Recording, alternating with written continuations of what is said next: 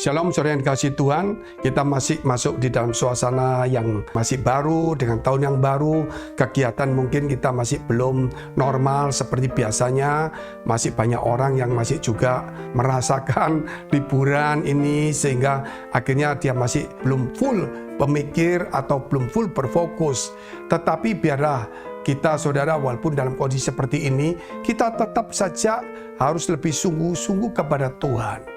Lebih mencari Tuhan. Ini saat yang memang belum kita full capacity di dalam produksi, di dalam pekerjaan, atau di dalam pemikiran, perencanaan. Justru saat ini kesempatan kita untuk full capacity kita di dalam rohani. Yaitu jangan lagi kita saudara secara rohani, yaitu menaruh hal-hal tentang lahiriah atau jasmani. Kita tidak boleh mengukur iman kita dari penampilan jasmani kita. Contohnya saudara, saya kalau pakai baju pendeta, saudara, kalau saya pakai topi yang dari Israel, atau saya kalau ibadahnya saya pakai seruling, ya saudara, atau yang disebut yang lain-lain. Atau kalau nanti saya kalau sunat, lebih beriman, tidak ada hubungannya, saudara. Itu bicara soal nampak luar itu tidak ada hubungan dengan apa yang di dalam. Justru yang dari dalam itu akan memancar keluar melalui karakter kita, etika, kesopanan kita. Sehingga ketika kita menjadi sopan, otomatis pakaian kita bukan lagi pakaian-pakaian yang mempengaruhi iman kita. Tetapi pakaian kita itu pakaian yang sopan sesuai dengan apa yang keluar dari dalam kita. Demikian dengan perilaku kita, saudara. Dengan penampilan kita, itu akan keluar dari dalam. Sehingga kita ceria, kita ada mengucap syukur. Sehingga muka kita selalu, saudara, yang menunjukkan satu kegairahan. Bukan murung, bukan termenung lesu. Saudara, tidak ada lagi. Marilah, kebanyakan orang juga seperti Naaman. Di dalamnya kusta, dia tutupi dengan pakaian perang panglimanya. Banyak orang sekarang menutupin rohaninya yang nggak bagus, kelakuan nggak bagus dengan pakaian yang mahal, dengan tas yang mahal, dengan jas yang mahal, rambut yang bagus dan sebagainya. Itu sebenarnya bukan salah, itu hanya menambah supaya ada sesuatu yang menarik.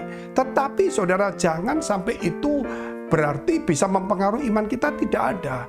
Dengan make up kita, dengan rambut kita, dengan jas kita, itu tidak menambah iman kita. Malah itu jadi sorotan orang. Justru yang menambah iman kita itu adalah firman Allah. Sebab itu kita akan lihat temanya waspada terhadap kuasa iblis yang menipu. Kita berdoa terlebih dahulu. Bapa dalam surga, terima kasih memberkati kami semuanya. Menyucikan, menguduskan setiap kami. Supaya setiap langkah hidup kami Tuhan boleh dituntun oleh Tuhan. Sehingga kami dijauhkan dari segala bencana, sakit, penyakit, dan kuasa kegelapan. Supaya Tuhan kami di dalam kehidupan ini, Tuhan menjauhkan kami dari hal-hal yang tidak baik, supaya kami menerima hal yang baik. Jika ada di antara saudara kami yang sakit, yang punya masalah persoalan tentang pergumulan, kiranya Tuhan kau sembuhkan dan pulihkan. Di dalam nama Tuhan Yesus, haleluya, amin. Kita lihat Filipi pasal 3 ayat 2 dan 3. Hati-hatilah terhadap anjing-anjing. Hati-hatilah terhadap pekerja-pekerja yang jahat. Hati-hatilah terhadap penyunat-penyunat yang palsu. Karena kitalah orang-orang bersunat yang beribadah oleh Roh Allah dan bermegah dalam Kristus Yesus dan tidak menaruh percaya pada hal-hal lahiriah. Ini yang mau ditekankan, saudara, supaya kita berhati-hati terhadap mereka yang berpenampilannya, saudara, yang kelihatannya ya secara lahiriah rohani. Penipuan-penipuan harus dihilangkan. Orang-orang yang munafik itu harus mulai belajar, saudara, untuk meninggalkan kemunafikannya. Dan kita jangan sampai kena hal ragi itu sehingga kita menjadi munafik juga. Demikian juga ada juga yang berkata penyunat-penyunat palsu. Ini bicara tentang secara jasmani semua. Yaitu tentang tata cara ibadah yang pakai jasmani. Semua yang jasmani itu hanya cuma menarik, saudara. Membuat lebih enak dipandang. Lebih ya membuat suasana agak berbeda. Tapi tidak ada hubungannya dengan iman. Contohnya saudara, kita mau bikin gedung yang megah, yang mewah, yang bagus, saudara. Itu tidak akan mempengaruhi iman kita, saudara. Yang bisa mempengaruhi iman kita adalah firman itu. Mungkin ditaruh oleh seorang penyanyi yang bagus sekali, itu tidak akan mempengaruhi juga. Yang mempengaruhi adalah firman yang keluar dari mulut penyanyi itu. Sehingga saudara, kita ini jangan lagi kita kembali kepada hal yang lahiriah. Karena ibadah kita adalah dari Roh Allah yang di dalam Kristus Yesus. Kita harus bermegah dari situ. Karena itu saudara, kita yakin ada Roh Allah. Dan kita percaya saudara bahwa kita harus punya karakter Kristus. Dan Kristus sedang menuntun kita, mendidik kita menjadi murid. Dan itulah kita bermegah. Karena Injil ajarannya itu ya dan amin. Sehingga kita mulai memakan firman itu, artinya saudara makan makanan rohani. Sehingga kita menikmati firman Tuhan itu dan kemudian kita impartasikan dalam kehidupan kita sehari-hari. Sehingga dalam kelakuan kita itu tercermin. Jadi bukan dari penampilan pakaian, tata cara ibadah kita, bukan saudara. Banyak tata caranya bagus, penampilan pakaiannya bagus, namun karakternya nggak bagus, motivasinya nggak bagus, itu tidak benar. Sehingga Tuhan juga pernah menunggang balikkan semua pedagang-pedagang yang ada di bait Allah saat itu dengan cemetinya, karena saudara mereka memakai pakaian rohani semuanya. Tetapi Tuhan tahu isi hati mereka yang penuh motivasi serakah dan syarat saudara untuk apa? Untuk duniawi, untuk menjerat orang-orang yang imannya lemah. Mari kita tingkatkan iman kita untuk tahun yang baru ini dengan potensi saudara yang Tuhan berikan kepada kita, waktu yang Tuhan berikan kepada kita. Yakinlah bahwa potensi saudara dan saya ini cukup luar biasa. Karena ada Roh Allah, dan ada Kristus, dan ada firman, dan ada Roh Kudus. Yakinlah tidak ada satupun yang bisa mengalahkannya. Karena dikatakan roh yang ada di dalam kita itu lebih besar dari roh dunia. Kita lihat terus ayat selanjutnya.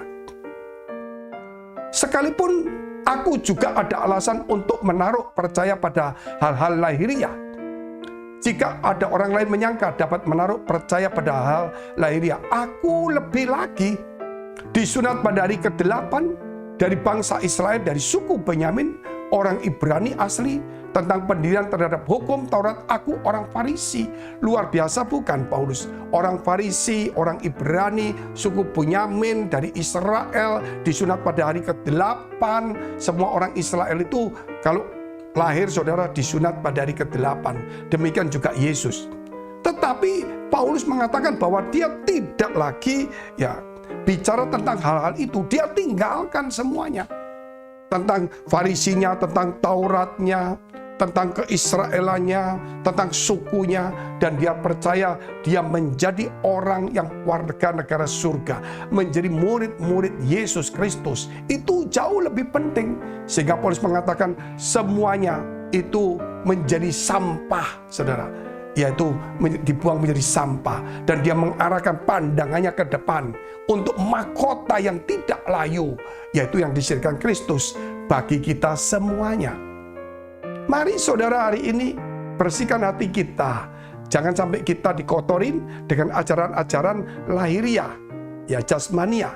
Tetapi kita harus mengisinya dengan hal yang batinnya, sesuai dengan Injil Kristus, Roh Allah, kuasa yang bekerja melalui Roh Kudus. Itulah yang harus kita lakukan. Supaya apa?